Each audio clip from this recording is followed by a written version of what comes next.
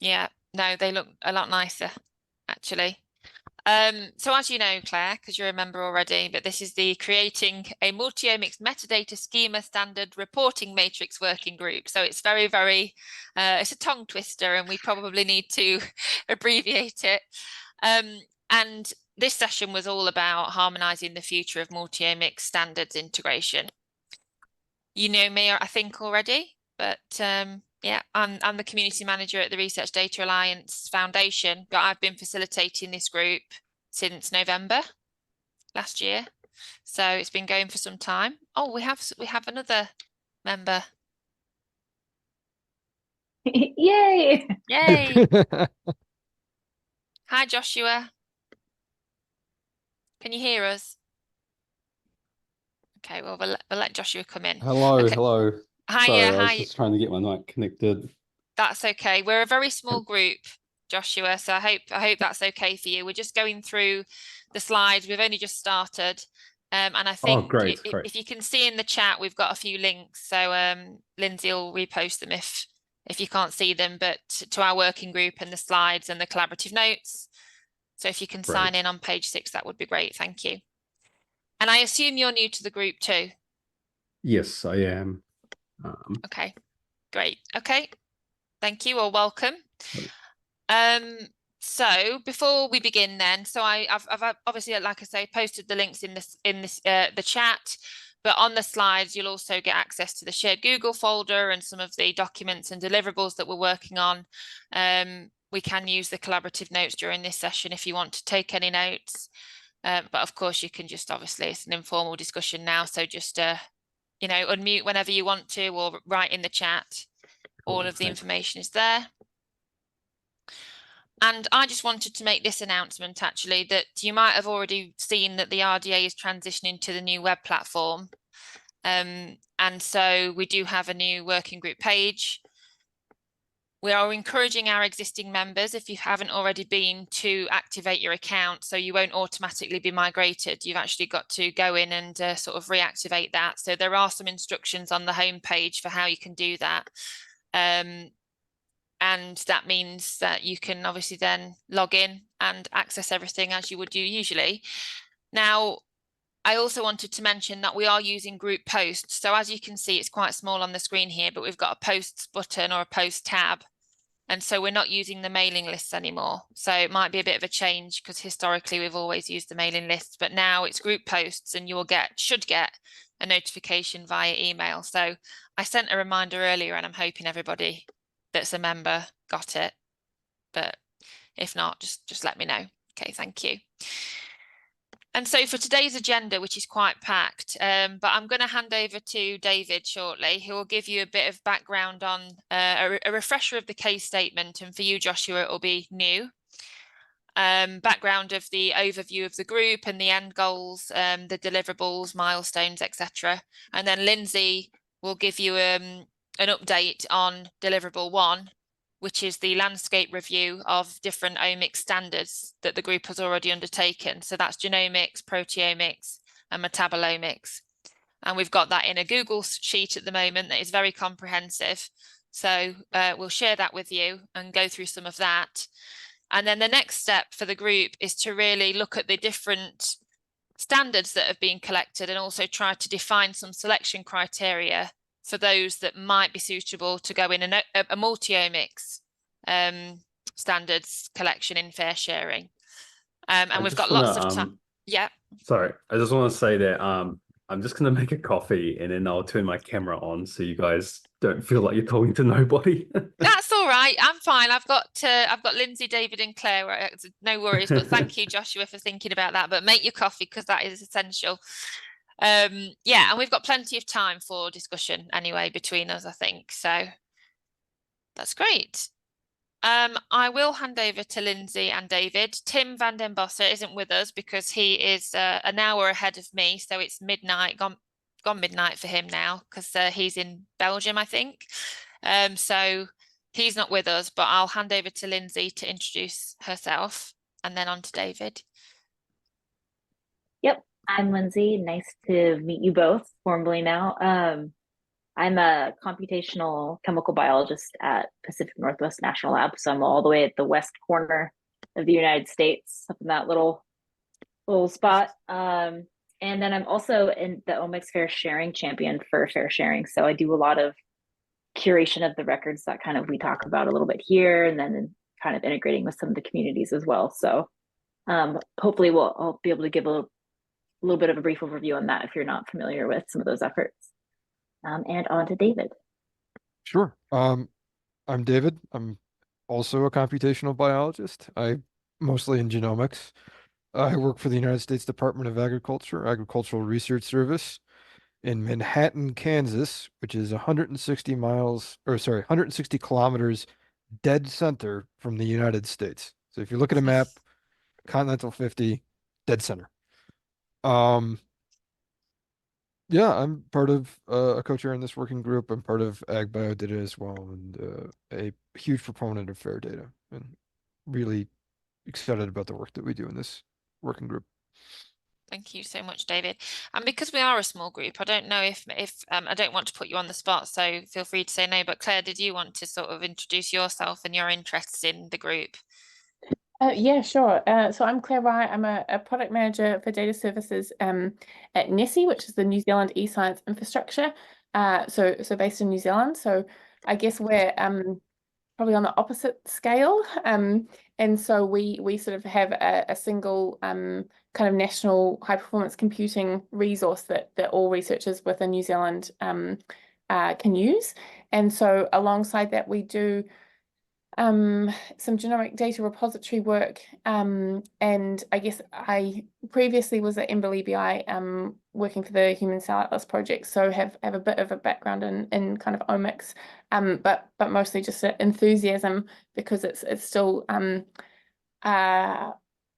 we're sort of, I guess, just getting single cell technology and things here. So yeah, I guess that's my interest, and still finding my way to use cases that can be used locally, I guess. Thank you.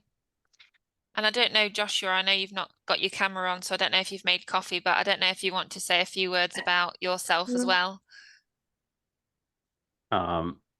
Yes, I just paused my coffee making. Okay. Yeah, so yeah, so I work at Australian Biocommons in Melbourne, Australia, and my role at the moment is a research data manager. Although that is quite a broad role where I'd probably say 50% of my work at the moment is actually doing a lot more of the engineering rather than management part as well. But it all sort of intertwines because you got to really think about what is the best way to do things, and then I guess you're the person implementing actually doing it. And I think this session today is extremely relevant to me because we're in the processes of actually designing the metadata and the data dictionary for a biocommons that we're going to set up in cardiovascular disease, which actually has quite a lot of multi-omic elements of it. And so,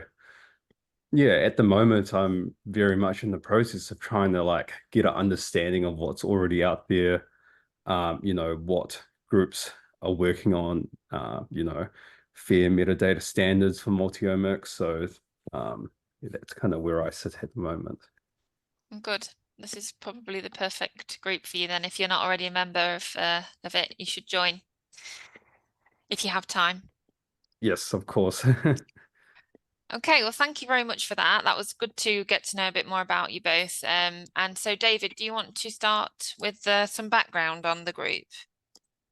Sure. Since this is informal, I'll probably take a more informal approach. One of the things I like about this working group is it's so deliverable driven. Nice to have a product that it produces at the end of the day, and principally, while we're on our sort of first deliverable, which is a landscape review of all of the standards within the multi-omics, principally genomics, proteomics, and metabolomics. I get that right? I don't know. We are also on the books to create a reporting guideline, as well as a multi-omics metadata schema standard reporting matrix. And I think maybe upon, my initial, um, as we've gone through this more and more, some things have become clear. We're not about creating new standards. We're about creating or understanding what makes a good standard, and then the harmonization of standards as well. So, what are those targets? Yeah, I don't know. Lindsay, am I doing us justice? I don't Yeah. Yeah, you got the metabolism, all the things good. Yeah.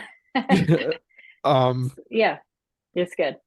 No, it's always fun. Yeah, and that landscape review is comprehensive. We know there's a lot more out there, and I think a lot of great discussion has come out in that landscape review about, how particular standards get used, why they get used, how much momentum has to do with the continuation of standards that we know are probably not the best way to put our data into some format.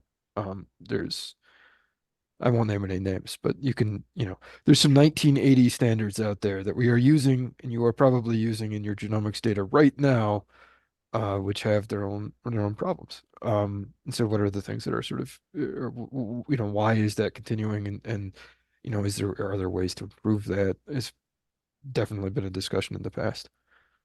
Yeah, I don't know. Mhm. Yeah, I Yeah, think I think that's we can move on to the sure. next part, unless Claire or Joshua have any questions about the background before we do. No, I know Claire, you've been to meeting before, but right, we'll move on then. Do you want to go here then, Yep. Lindsay? I'll share for you. Yeah, Continue. sure. Yeah. Yeah, so in that link I just shared also for the landscape we were doing, there's a tab that says live curation summary. And so what this does is it's populating the number of rows and record types that we've been kind of aggregating this whole time up to now. There's still more to add to the list. That's just some extra busy work that goes along the side in between the meetings. But it gives you a really good idea of either what's immediately pops out of someone's head in each domain space. That's easy to say, oh, hey, we know we have this many formats or this many terminologies or ontologies, or we know we have to report our metadata in this way. So it kind of gives you a nice, really quick snapshot of what does it look like across the different omics domains. And then the universal cross-cutting one is things that you hear about all the time, like ZOYs or different schema types, like things that could be flexibly used across any of these omics domains. And so that's important also because we're going to eventually start looking into some of the complementary features of these and how they integrate. So that's one thing that will be really helpful as we move forward. So as you peruse those, if you don't want to have to click through all the tabs and stuff, this is just a really great way to say, like, what's the progress look like this month versus last month, or which domain actually has more coverage in one area than another. So it's just a quick little snapshot of where we're at. So we can go to the next one. And then for those who are less familiar with fair sharing, I don't know if Claire or Joshua, do you both use it or at least heard of it before? Yeah, okay. So this is just a great example of we're using some of the educational materials from the Champions program. And so if you want to know what that looks like, if you were sharing this with a stakeholder, you were trying to explain in a meeting even, like, how are you aggregating these records? Where do they live? Et cetera, et cetera. This is a great example of the types of standards that we're after. So the reporting guidelines, metadata formats, terminologies, and then identifier schemas specifically right now. And so to the right, you'll see some examples of that in mass spectrometry. So that bridges proteomics, metabolomics, lipidomics, et cetera. And then in your sequencing space where you have the genomics and all that. So some of those are familiar to those who are experts in the field, and then some might just be familiar from some of the work that you've been doing in the management space. So that just kind of gives you an idea of what are the types of things we're populating in that review. And then go to the next one. Perfect. So one unique thing that we're doing, and it was in coordination actually with another group, it was the Data Life Science Infrastructure Working Group. I think I'm saying that right off the top of my head. but they were looking at the different life cycles. And so one thing, we kind of were wondering was, all right, well, as we collect these standards, how would they apply across the life cycle? Because that's, it's kind of like a deck of cards, honestly, depending on what you're doing, your role and where the data is being produced. So, does it fall in the experimental design space? Does it capture maybe more of your sample metadata information that you need, information about the instrument when you're collecting the data? So it really kind of teases apart. At least we only focused on the 4 elements for right now of the one you see on the left, which is a common one. I think a lot of people are aware of the RDM kit. There's lots of life cycles everyone defines, but this one was just for the sake of the exercise. So even when you look into a portion of that life cycle, it expands. It expands quickly. So, and so we have that part that we're kind of still working through and finishing up, and it's something that's not perfect. Some of the terminology probably be tweaked a little bit, but it gets, I think, everyone thinking about if there are gaps in integration, where would they most likely arise? And in what kind of standards would you find those gaps in? And so, it might be ontologies, and maybe it falls on a couple of these elements on the life cycle. So that's one thing that it's actually kind of a really cool thing that we're doing. And it's definitely not been easy conversation in the working group, right? Because people are like, I don't know how to categorize this one. Does it fit? Does it not? And so it's actually made it for a really good conversation throughout our meetings. So that's one thing that's in there. All right, so the landscape review. I don't know, the picture always takes forever to kind of pop up, I think. Sorry, I needed to click and I didn't. That's my fault. That's all right. So if you go through to that sheet, what we're doing right now that I guess we haven't really fully described quite yet is defining criteria for selection moving forward. So as we continue to aggregate these standards and we're going to evaluate them, we want to make selections from this list and include it in the second deliverable that we'll be working on, which is a fair sharing omics collection. And so I think I have some notes we can burn through in the slides in a second to kind of explain what that is. But what we also realized is we in order to select or down select from these lists that we're aggregating this review, we kind of have to justify how would one of these make it through and another one wouldn't, right? And so I think David brought up before is, do we arbitrarily just accept standards that exist because that's what we're all required to report, or because a paper requires it? And so this kind of gives the omics domain experts, I think, a platform and a voice to say like, hey, you might require this of us, but really the community needs a couple extra bits of information that we're not providing right now. So it's kind of puts it back into if you were an expert and you were to come across data or integrate data, what would be missing? And I don't think that's necessarily something that we think about now when we report things in a paper or a database necessarily. So I know there's a lot of conversation about this, but this is kind of our chance to say, okay, well, this might be an outdated standard, or there might be new advancements. And so this also is a case where we can sort of make those claims. We've only added a few things, I think, in terms of, let's see, let me actually peek at this myself. So at the last meeting last week, we kind of got some thoughts, I think it's towards the very bottom, of like what would be some examples that this would look like.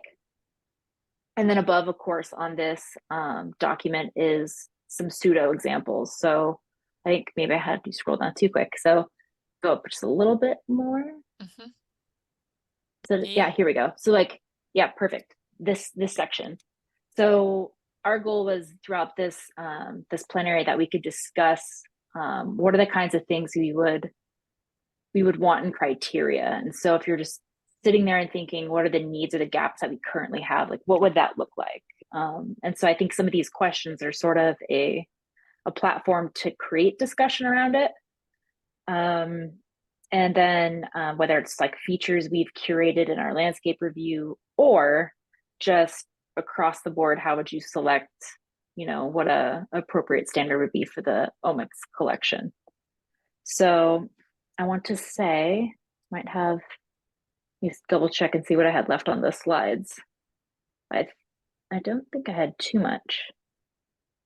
I think maybe we could just briefly touch on, I think on like slide 12, actually, because so with the collections and why the selection criteria matters is in order to kind of move forward with after the review, we want to analyze these selected standards and cross-evaluate them. So that cross-evaluation is really what's going to allow us to find either complementary nodes of integration or complete gaps that maybe need to be filled with existing standards. So like just a reminder, we're not recreating a wheel or creating new standards, but if we can elucidate where those gaps are or those complementary integrations, then those who are building new resources or developing or, sort of giving a makeover to standards that they have now, it's going to be very obvious as to where, those opportunities would be. So the collection and fair sharing is great because it has a backend sort of knowledge graph API component to it. So when you dip into those records, a lot of other standards who are using, let's say, a reporting guideline or terminology or something like that. So that gives us a machine actionable place to aggregate current standards across the multi-omics landscape. And so that's kind of one of the bonuses about that. And so to the right are just some examples. So if you were to go to fair sharing and type in HUPO or GSC or one of those, you'll get to peruse and kind of browse what that looks like. It might kind of help put a visual to sort of what we envision for that recommendation collection.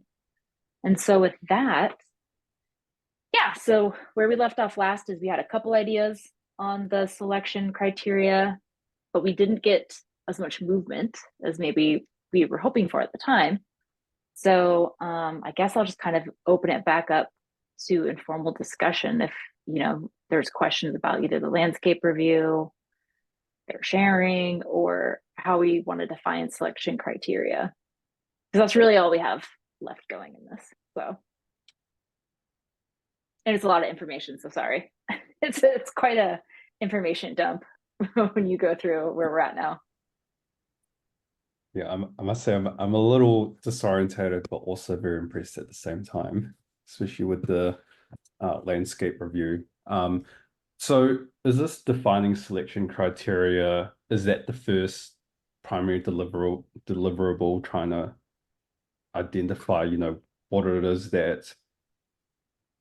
about, specifically, what is the criteria to justify keeping something in with the overlap of all of these pieces of work that's going on? Yeah, so I guess the first deliverable would be kind of confusing. The part of the first deliverable is this landscape review. So this Google sheet you see right now, just the aggregation of all that information in one spot is a deliverable in and of itself. I know we've discussed how we want to share that. There's been a couple of thoughts of, we could share it just like this, or we can export it in a machine actionable format when we're done. And that have both of them. Maybe have a Zotero collection that actually aggregates all the references to each one of these, which we've already kind of have in here. And then, so this is like 1A. And then 1B is the fair sharing collection. So that would be, how someone would use that would be is, okay, once we've defined our criteria for moving forward to collection, someone could easily go back to this sheet and say, okay, well, maybe I want something else that was in this sheet that wasn't necessarily included in the down selected collection. Then they have that flexibility and they could justify to their own selves as why they wanted to choose that, right? So in the very, I think, top column there where it says status, I know one of the things I've pushed is established and maintained really matters. So, how long has this standard been around, and if it needed to be updated or adjusted, does something exist where you can do that? So we're using fair sharing, but really, one of the criteria I think for us would be it's established and maintained at the source. So if there's a GitHub collection, that there's active maintenance there, because that's what builds trust that this standard is being invested in and that it's being widely adopted with transparency. So that's sort of an example of like, how would you use this sheet to say, whether you wanted to use the collection or you wanted to build your own from this list, you could do either or. So it's kind of, it's like, this is like the longer menu or you have the shorter menu, but if you wanted to go back, you could always go look at this. And then this also gives you a good idea of, because not all standards that are widely used and accepted and still needed are maintained. I think, Dave, I love to bring this up because it's so easy to pick on, is the FASTA file. Like that's not Oh my going God. anywhere. But No. the publication is from the 80s. It is just like, it's almost like the air people breathe. They already just know, so no one talks about it. So that might be an exception to the rule, right? Where you're only going to do so much with that. But, there might be other standards that you develop to, call upon, query, or organize or report on that. So, and then that's a whole different situation, right? So, yeah, so this is kind of, I think everyone hears the FAIR thing and we need the metadata, but unless you know why you need it and what part it actually applies to, I think it'd be really challenging for someone in the data service space to say, oh, this is our repository standards and we chose it, why? So if that helps answer the question, I might have not answered that question very well, but yeah. Do you have any input? I guess, and so once you have this like large collection of resources that we have here, and have a criteria for selecting, it's easy to say, oh, now we have all the resources, we have a criteria to select them, let's just go select them and make a standard. Like what is the strategy for the in-between of going from like actually selecting them in that? Like, does it, will it require quite a bit of like community outreach to say, to validate whether we select something? Is there an element of reaching out to people and doing that? Yeah, I think one thing I guess should be noted is one thing we really tried to vet in the beginning is having experts that represent those bigger initiatives participating in the group. So, we have multiple members from, there's various nodes everywhere, from the Metabolomics Standard Initiative, from HUPO, which is the Proteomics Standard Initiative, from Genomic Science Consortium Initiative. So they're like Tim, for example, is one of those also in those main developer groups. So we kind of have an insight of where the status of those current standards are and where that community is going. Because I think one thing that was really important is to put those efforts in the light as well. So, we're trying to say, hey, this is a really well-known initiative and consortium that's been working for 20 years. They're the ones building our standards really for the community. Let's make sure that we're representing those well and they're on the forefront of this. And so those folks have been involved. Some of them don't, go to every meeting. So I think the next step would be, once we define some criteria, is to have that discussion with the experts as well, and having that presence there.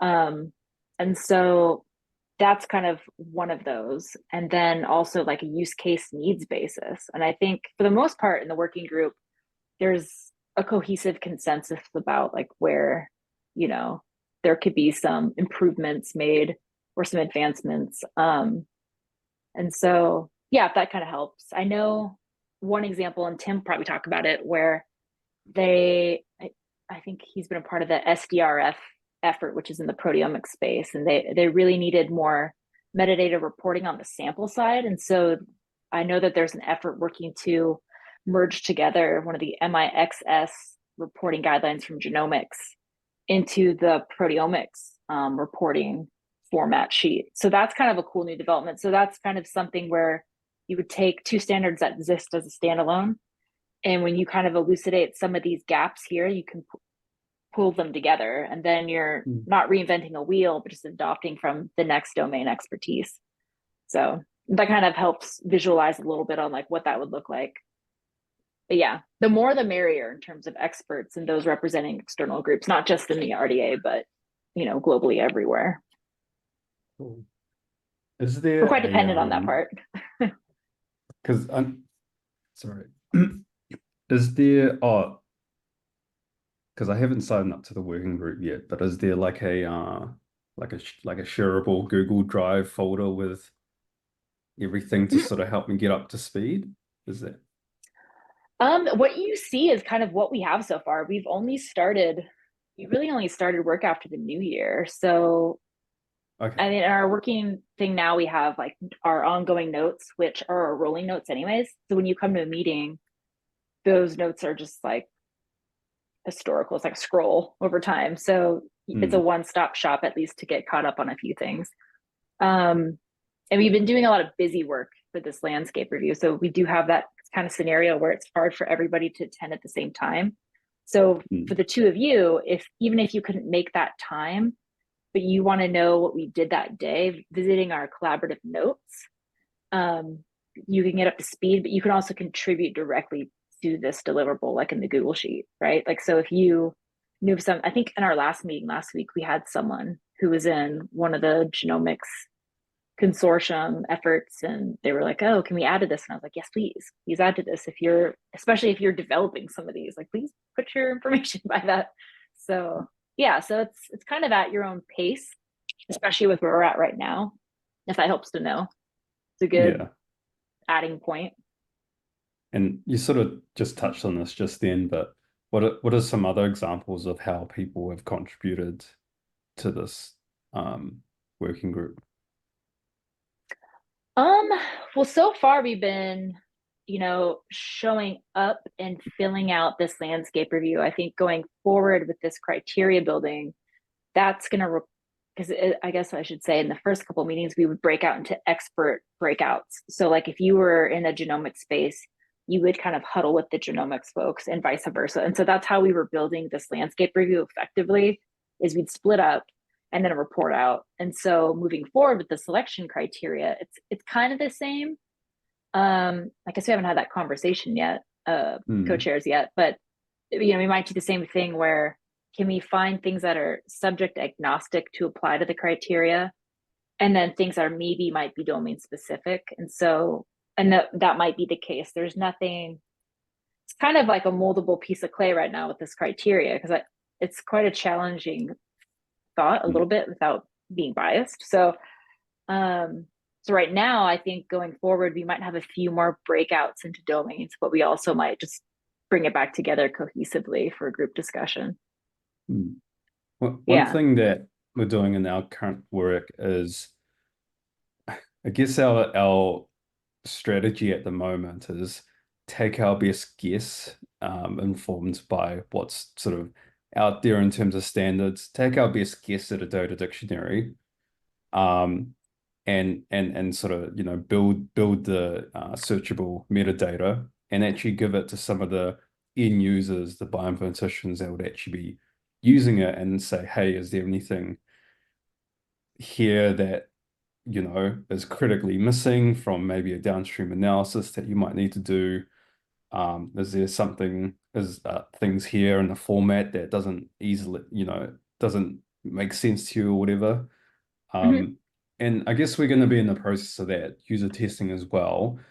How could I sort of bring some of that, like some of that knowledge and experience gained from that testing into helping refine what end users essentially want from their multi-omic metadata?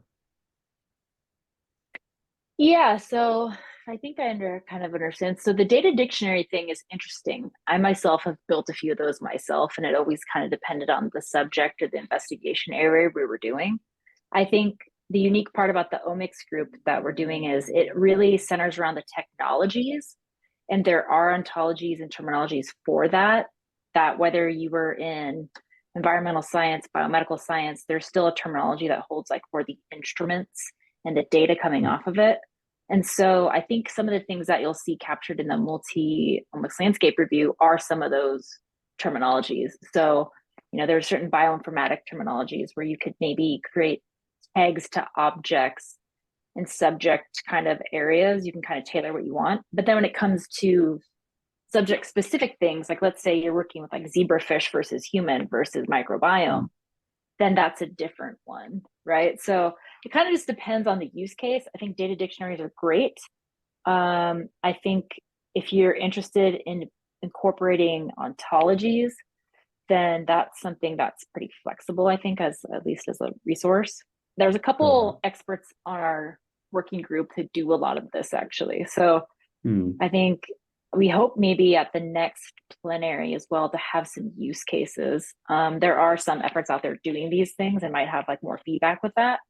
So I think there's a couple people you could probably connect with if you had those very specific questions. But I think you bring up, you know, one-on-one in FaceTime with stakeholders and user testing, I think is iterative and a fantastic exercise regardless. That just keeps going.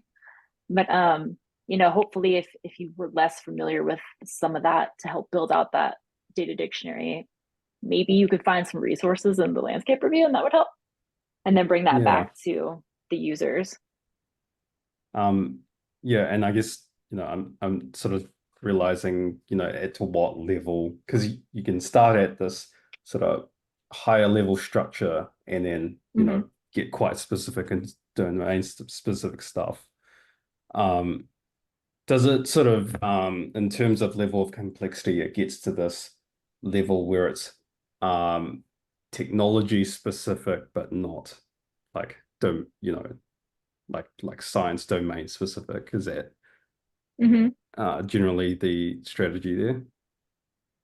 Yeah, I think if I think I know what you're talking about. So like a good example would be like the I know, and David can talk to this for the genomic side too, but a good example would be there's the PSI MS controlled vocabulary. And so a good example of that would be like they have a terminology ID for like different types of instruments and vendor types, data types, whether it's processed or not.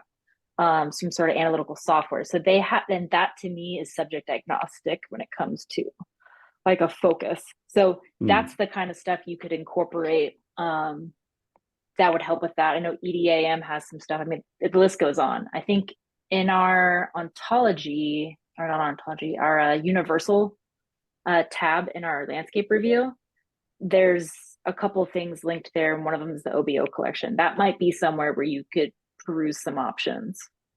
So it just depends on what instrumentation you're using and that kind of stuff. Do you have anything, David? Any No, thoughts that's on a that? good catch with the anthologies do that a lot, where they'll go across omics.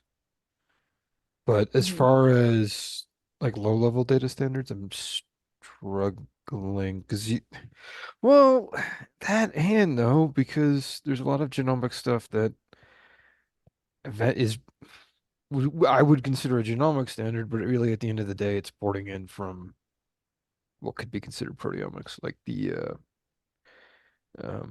some of the stuff around the proteome, sometimes translated into a genomics. I don't know. That's an interesting question. I gotta think about that a little bit more. Yeah. FAA I is think, supposed to be only the sequences of the proteins that are found in that particular species. If you're thinking about like a yeah. genomics and all the associated data, it's technically right, but then you don't have the protein conformation or structure in that file. You just have the sequence. I don't know. Is there like a particular use case that like either of you would have, I guess, that this would apply to? This kind of challenge? I think for us, we're still mostly dealing in genomics, and maybe starting to look a little bit at proteomics, but not very much just starting out. And so I guess actually, I mean, your landscape review is awesome. Just to say, it looks like it's I love a good Excel spreadsheet. It gets me excited. It's very sad, but I was gonna ask. Sorry, just slight tangent. No Things problem. like Darwin Core, which I would have sort of thought would have been within your genomic standards. I can't see it. I don't know if I'm just not searching very well. So, you know, is there a reason what you've included here, or, you know, is it just that someone hasn't got to it, or, you know, I guess how did you add to things and decide if they should be included? That's a good question. So it's still ongoing, and it's very possible that not all of them have been added. So one effort was when we all first came together and got in our breakout groups, whatever time we had within that hour, people would just add stuff. Nice, But when okay. we were adding them, the one thing was if you're going to add a row, like try to curate it as best you can. Like, like don't just leave an acronym in there because that's pretty challenging to go and chase down, right? Yeah. On the aside, as part of my like Omics champions program with fair sharing, I was also able to export out records based on their subject tags. So you can tag search, and there's a lot of really cool advanced search tags there. So for me, I was trying to also backfill what wasn't getting listed throughout our working group activities and add those in. And of course, that's actually a lot. So if you don't see it in there, feel free to add it if it's not there right now. Because I think just in case, I'd rather see it in there than not see it in there. Okay. So the sheet is set up to highlight duplicates anyways, so you don't even need to worry about that. Brilliant. Okay.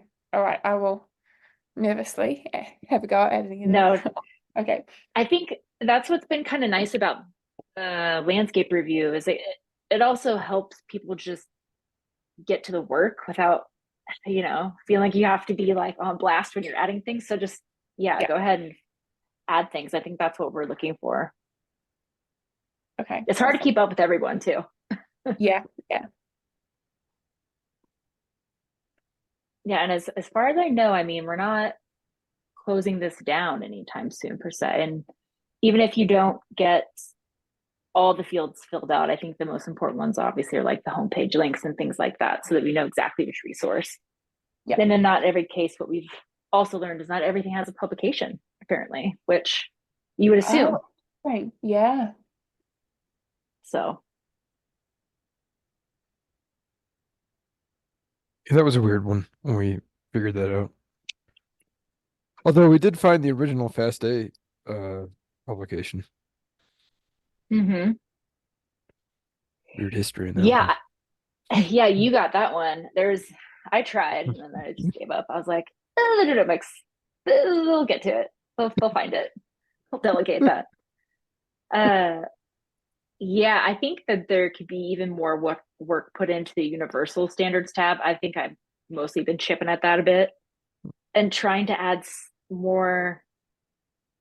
I think there's actually a lot of ontologies that haven't even been added to this entire sheet that I've been slowly getting to, but I think that one could be really nice to keep populating because that gives you some of that bioinformatic flexibility that you need, so it's like it's not just the information, it's the structure or how the information is structured and provided. So it's just like it is quite a complex process to sort of aggregate and build out. So just when people are like, oh yeah, I think we have plenty of standards, there's just so many more lost in the fray. So even I didn't realize just how far this would go. I was actually going to touch on, because you mentioned something about a dictionary. So in the very first tab of our landscape review, and just let me know if you need me to share my screen if it's not, making sense or something, but that's where we also tried to, so some of the terms we're using in the tabs, we're giving you kind of some terminology that defines that. And of course that's linked from an actual ontology. And then linking out to resources that describe what the standards are that we are aggregating. So this will kind of give you some text behind and hopefully a little bit of provenance and examples of the type of things we're talking about or collecting in the tabs. So hopefully that's helpful. And then the standards affiliation one next to it is just, you're going to see a column in the genomics, proteomics, and the standard tabs affiliations. And so what we also learned is that sometimes not one affiliation owns or develops a standard. It's something that's kind of undefined still, but it kind of helps us shed light on, okay, what efforts are building standards or curating or maintaining them. And so some of them in that left-hand column under the affiliations tab, will look familiar. And if you're a part of a group or of one that's not listed in there, please list that effort. I think this deliverable is as strong as it is inclusive. And so I think we hope to capture as much as we possibly can. Yeah, this is actually, there's so much stuff to read here. I sort of can't wait to actually get a bit more of an understanding of, yeah, because I've only sort of just started thinking about metadata standards, and I've been wanting a resource like this for so long. So That's yeah, great. this is a really great place to start, and I think once I wrap my head around it and hopefully get a bit more of an idea, like maybe some ideas might pop to mind. Yeah, and feel free to ping us anytime you guys have questions, or if anyone has questions. I think everyone in the group is pretty good about being responsive. And I wouldn't, I guess it might be hard with timing, but I think it's great that you're able to come to these, the plenary meetings, because, it's too bad that if you can't based on time, the conversations are really great in the working groups. They're, really engaging. And so I'm glad you can get somewhat involved with that if you can. I mean, we could always record them if we needed to in the future. That's something I actually never really thought about. But it's good to hear a lot of the insight from other people who are also working in these areas. Always similar questions. If it's useful, maybe because we generally have our meetings in the morning for, American mornings. So maybe we could just throw in a couple of afternoon sessions here and there if that's something you guys would be interested in. Yeah, we'll have to figure something out. It is a bummer sometimes if the time, the time slots just don't line up. So that is the hardest part. So I'm glad that at least you both are here now and you can see some of the work that we've been doing. And yeah. Yeah, no, it's very cool. I think it shouldn't be quite as bad for Joshua. I'm putting you in it. Because you're a couple of hours behind me, right? So it won't be quite as late. It'll just be midnight. You can stay up. Yeah, I Yeah, mean, there you go. New Zealand, what you almost at the time zone border.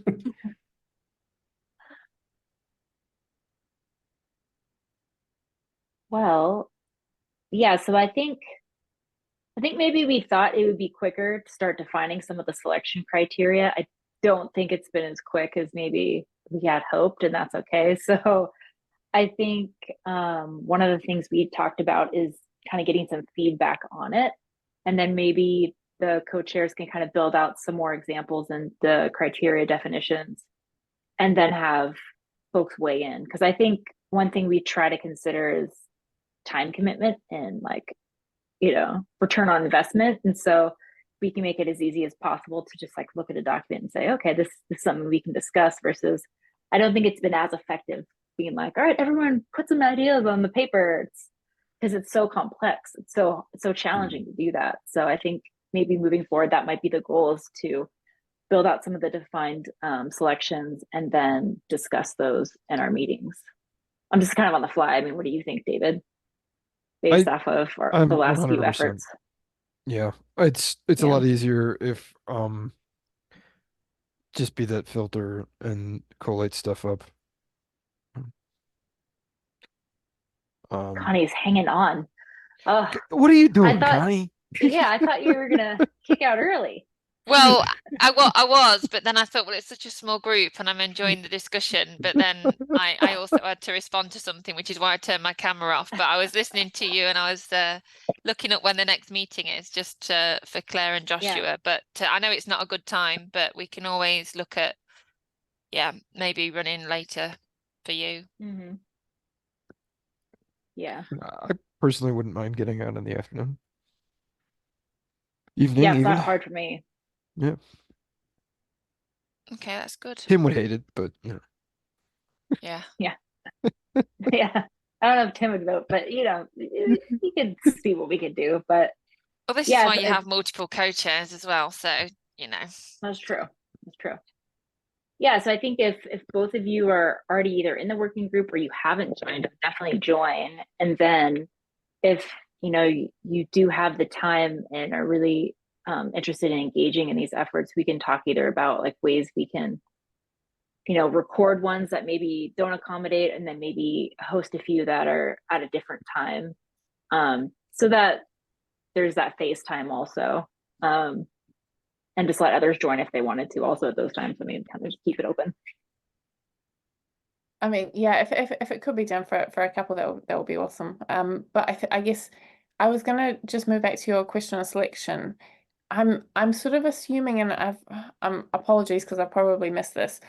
I guess that the selection criteria are going to depend somewhat on the use cases, right? So if you're combining, I would have thought if you're trying to combine a series or all of your omics together for some co-analysis, then is that therefore going to affect, like a sort of back effect what what ontologies or what standards would be selected in order to do that, or have I completely missed the point here?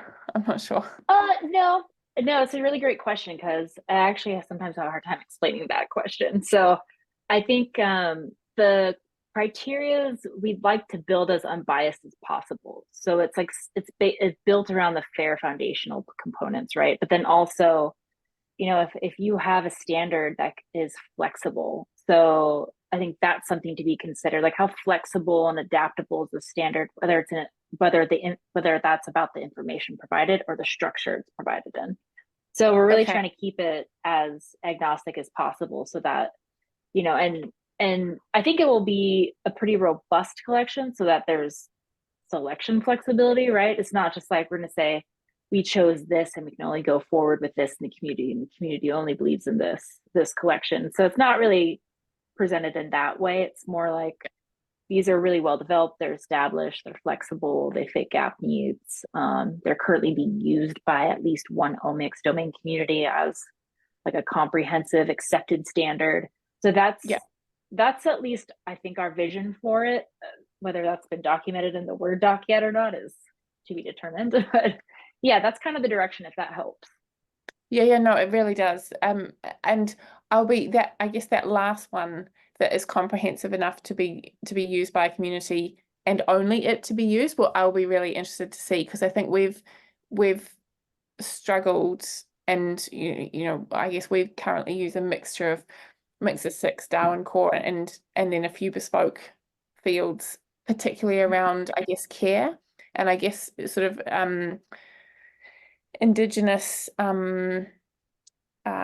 rights and sovereignty in terms of trying to explain that provenance of data and things. That's something that sort of, I guess, Darwin Core have been considering and sitting on those fields and how they're going to update them, but haven't yet got bespoke fields. So I'll be really interested to see. I think that last selection criteria is a really good one, but I think it might be a challenging one as well. Yeah, I think you bring up a good point too, because we might, in that particular scenario, there just might not be anything that's been developed yet either. Yeah. And I think that's actually, because now that I think, I mean, I've cruised a decent enough amount of ontologies. I can't say that I've even seen one address that yet. And I think federally, even across the globe, that's something that is on the horizon also as being a part of a new development in existing standards. Yeah. So I have a feeling, that might be one of those things where like, oh, we found a gap, but there's no developments yet. And if anything, it gives the community a jumping point to say, okay, I guess we have a need. And, I'm sure there are efforts that will be more than willing to sign on for that too. So, yeah. Yeah, we hadn't touched on that as much lately, and it's a good one. I think David brought it up in a conversation, I don't know, like a couple meetings back, but yeah. Well, I'm pretty flexible in terms of what else everyone wants to meet on. I mean, I don't think we're at the state, unless if either of you want to add to the defining criteria in your thoughts, even if you want to just jot notes down or domain specific notes, it's pretty flexible in terms of how you want to add to that document. So if you have thoughts, definitely add them so we can capture them, even if they're questions. It helps for the next working group activity. But other than that, I think that's pretty much it on our end, unless anyone had more questions. What do you guys think? to speak, Joshua and I probably Yeah. to speak on your behalf need to go and do a bit of reading and catch up. But this has been Exactly what I awesome. was thinking. Yeah. Yeah. No expectations that you have to put anything down on the definitions of criteria selection without, getting caught up in things like that. But I hope that it sparks some interest and gets the wheels turning, because I think that there's still plenty to discuss and develop, even where we're at right now. And we're not done with these yet. So yeah. No, it's been lovely having such a I guess an intimate group and a casual chat. So thank you. It's been great. It's also great to Yeah. have two of you. I know, Joshua, you said you're in Melbourne, but from your part of the world to actually get involved in this as well, because of the time and because of the co-chairs being obviously in the US and in Europe, it's been difficult to really engage members from your region. So it's great to actually have this opportunity to talk with you, and hopefully we can try to organize some calls. But as I said, everything will be recorded. So all of our meetings are recorded as well, unless they're breakouts. They are. So Okay. I actually didn't remember that. I was like, do we do recorders? I guess we do. we do. I wouldn't mean, watch them, so. No, and although we do work in breakouts, which obviously then we don't record, but like, you'll get the gist of where we're at with things if you want to then yeah, maybe we can try and suggest. I think it's just good to try and alternate time zones, but obviously, like I say, it's been hard to engage members from Australia and New Zealand and also other parts of Asia as well. So yeah, let's see. Yeah, you're our first hope for doing this. I think we talked about it. We're like, well, I guess we got to have members first from there, and then we can talk about other times. So, yeah. So, but it's helpful to. It's. There you go. Yeah, Sorry. it's helpful to hear feedback too from that other side, because I think hearing challenges or questions like you both have even had, that's what also helps like drive some of the things that we're doing. And so it's really, I think those are some of the most helpful conversations in our regular working group meetings, is when there's like use case feedback or questions like that. So always glad to hear those. Yeah. I'm just going to stop recording now. Just okay. Sorry.